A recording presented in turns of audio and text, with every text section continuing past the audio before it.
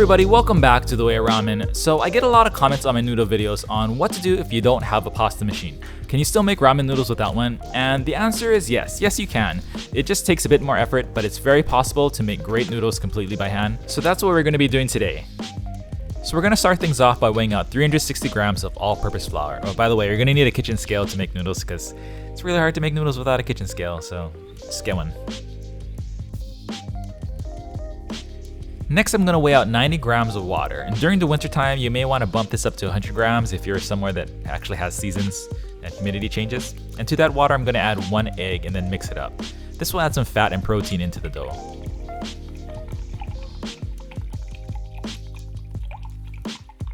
Next, with my much smaller and more accurate scale, I'm going to weigh out 2 grams of baked baking soda. Regular baking soda should actually work fine if that's all you have.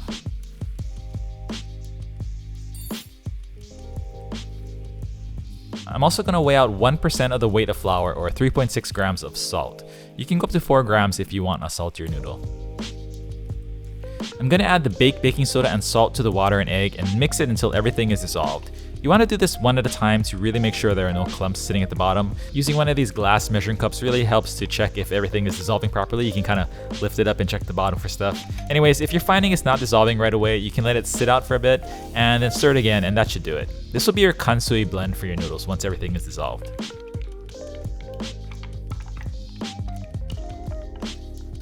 Next, I'm going to give my flour a quick shake, and then I'm going to slowly drizzle in a little bit of the kansui into the flour. I'm going to take that and then swirl the bowl around a few times to let the flour soak up some of that mixture, and then I'm going to get in there with my fingers and stir it together. I used to use chopsticks for this step, but I found that using your fingers leads to better hydration and less clumping in the end, so give it a try. So basically now you're just going to keep repeating these steps, adding a little bit of kansui into the bowl, swirling the bowl around, then using your fingers to mix it all together. And you're just going to keep doing this until all of the kansui has been incorporated into the flour. You'll be able to tell when your dough is properly mixed and hydrated if it kind of looks like this. It doesn't really look like flour anymore, and if you squeeze it together, it will clump together, but then it can also be broken apart pretty easily. From here, you're going to transfer the loose dough into a ziploc bag and then let this dough rest on the counter for an hour. For hand-cut noodles, you're going to need to do a little bit more resting than with the machine, so I'm just going to get you ready for that.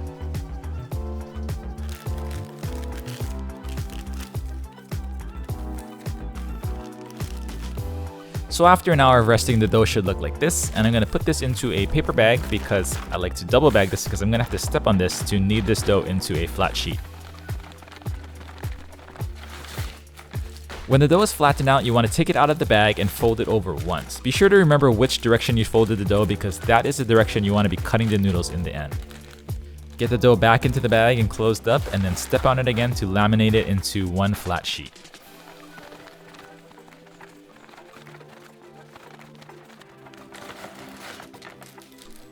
And once you have a nice sheet of dough, let it rest on the counter again for 1 more hour.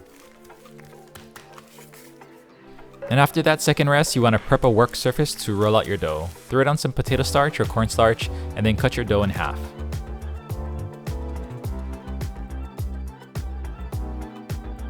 Put one half of the dough back into the Ziploc bag while you're working on rolling out the other. Now here comes the fun part, and when I say fun part, I mean the part of the making noodles that's going to make your shoulders sore the next day. You basically just want to roll this out as thin as you possibly can. If you can, get it under 2 millimeters thick. A tip for this is the longer your rolling pin, the more leverage you have and the easier it will be to roll it out. I have a tiny little rolling pin here, and this is a pain to roll out, so do yourself a favor and use the longest rolling pin that you have. One trick for flattening out the dough is to roll it onto your rolling pin and then press it down and roll it back and forth. Doing this multiple times will slowly thin out your dough.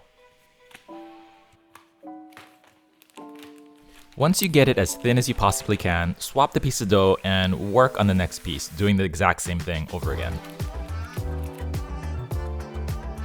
If you find you can't get your dough as thin as you want it, just give it another rest. This will let the gluten relax again and it'll make it easier to roll out to its final size.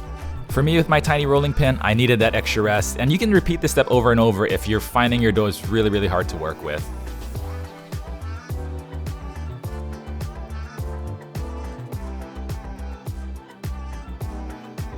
Once you get your dough flattened to the size that you want, I think I got it to about 1.5 millimeters here, which is pretty good. You can fold it over onto itself like this and roll it up. Make sure to roll it in the direction that you laminated again. Then just take a kitchen knife and cut your noodles as thin as you possibly can. It'll still probably end up thicker than you think. Use a block of wood behind the knife to keep the noodles as straight as possible, and then just work your way down the roll.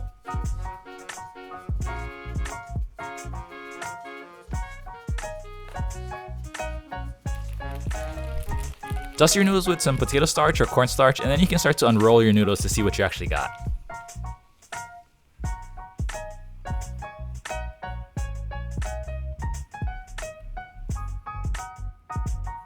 Because these noodles are higher hydration, I decided to Temomi them, which literally translates to hand massage, but more practically translates to smashing them into the cutting board until they're kind of crinkly like this.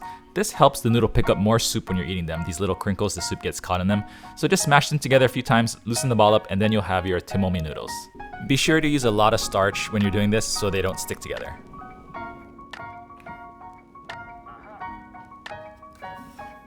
So unlike other noodle recipes, you don't have to rest these, you can just use them the same day, which is pretty awesome.